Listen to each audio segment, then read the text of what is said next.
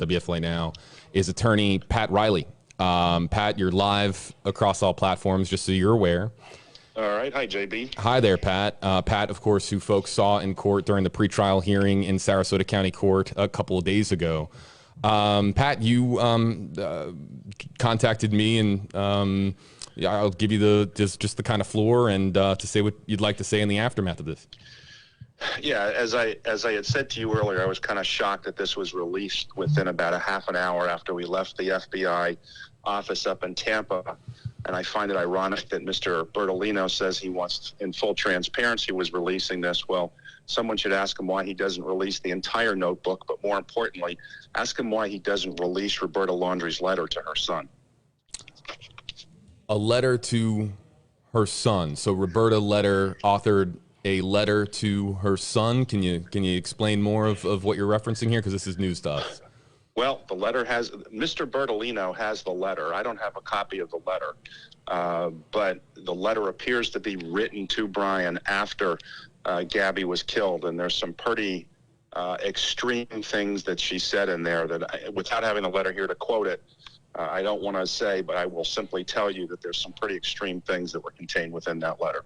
When was this letter authored by Roberta Laundrie, and where is the whereabouts of it now? What can you tell us about it from those questions? The letter is undated, so it's uncertain when it was written, but certainly based upon what's contained within the letter, it would appear as though the letter were written after Gabby was killed and before Brian took his life. And the letter is currently in the possession of Mr. Bertolino. Was that one of the items? I will tell you, by the way, that on the envelope that contained the letter, the words "burn after you read this" were written. And who authored those words? I'm just trying to be as precise as I can. Roberta Laundrie. And again, that was written and that was delivered to whom? Brian. And was this one of the items that was retrieved today from the FBI, Tampa?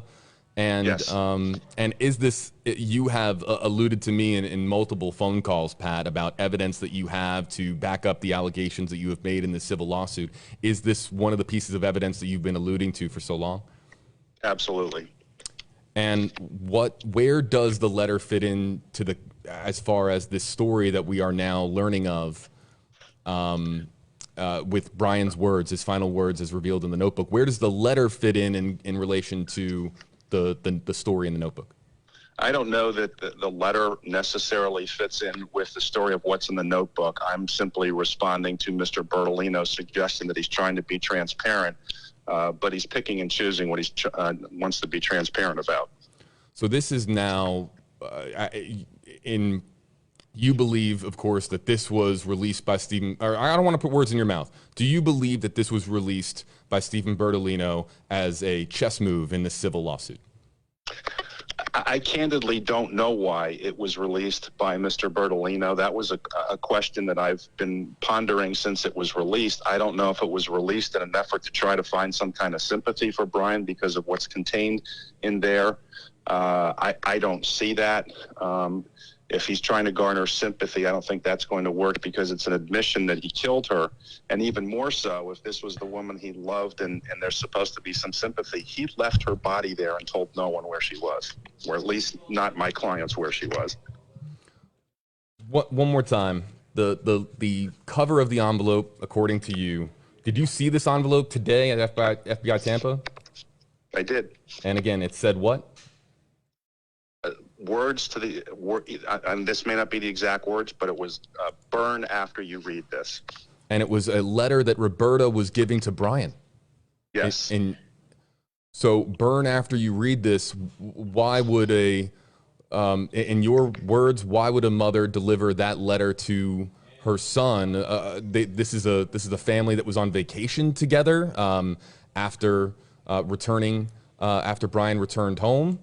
Can you provide some clarity as to why Roberta would say that to her son and do so in the form of a letter? I mean, they're communicating, I'm sure. I mean, Brian returned home to Northport. He's returning back and living under the same roof as his mother and father. So then why would this letter exist? I don't know if that letter was written before or after he came back to Northport, but there was the most I want to say is that there was an offer to assist Brian with some things in that letter.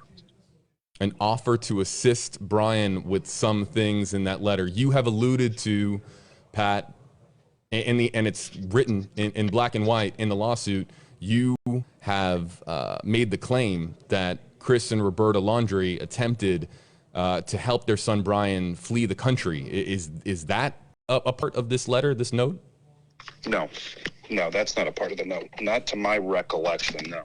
Because we're now getting some different, you know, I'm just trying to figure out exactly where this factors in and where this fits in, because we have the allegation, the civil lawsuit, that they were trying to help him get out of the country, but now this burn envelope letter is part of the equation. So I'm just trying to figure out exactly where this all fits in chronologically and how it fits into the relationship that existed between Brian and his mother. I guess the most I can say, because again, it was undated, and so I'm guessing when the letter was actually written. Again, I'm fairly certain it was between the time period of Gabby's passing and then Brian committing suicide. So I don't know the exact date it was written. I don't know when it was delivered, but it was found on Brian, or actually it was found in the van when he came back. So I'm led to believe that he had that, he received that before he came back to Northport, but I don't know that for certain. Oh, so the letter was found in the van?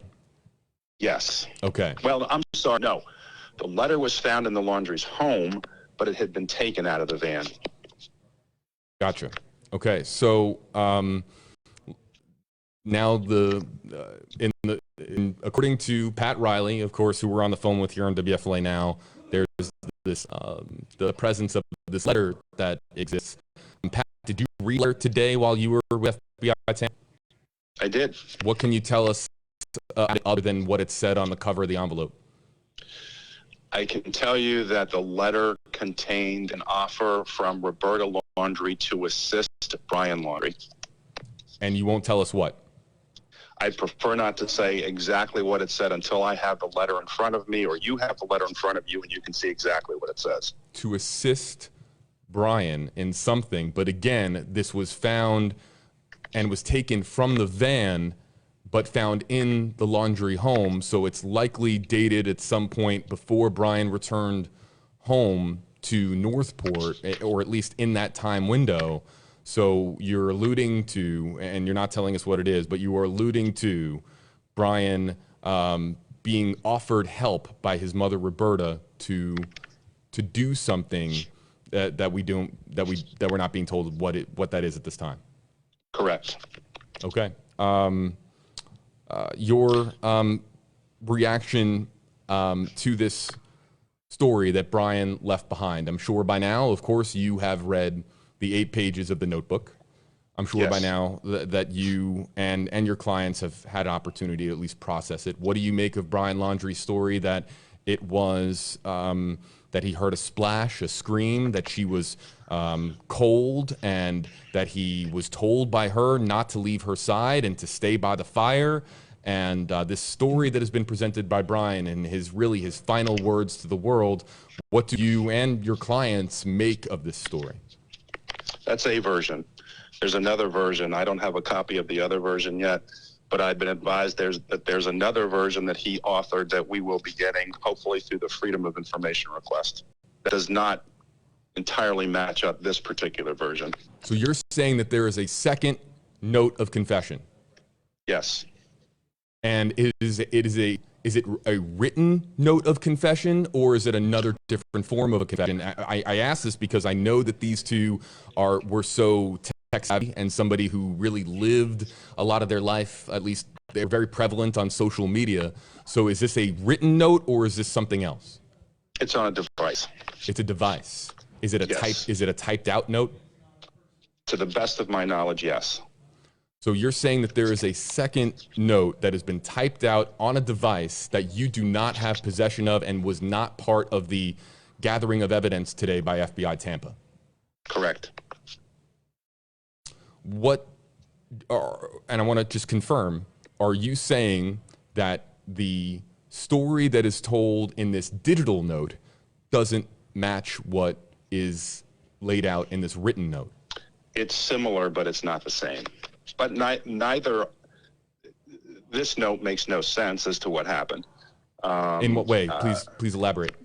My understanding is that the area where Gabby's body was found was not very far away from where Brian Laundrie could have gone and sought help for her if he wanted to.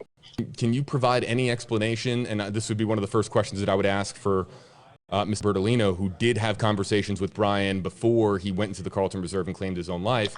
Is there any reason why, that to your understanding with this story and this version of events, why Brian didn't call 911 or specifically seek out help in another form before carrying out, in his words, or in really laying it out for our audience here based on the story that he presented, what was a mercy killing?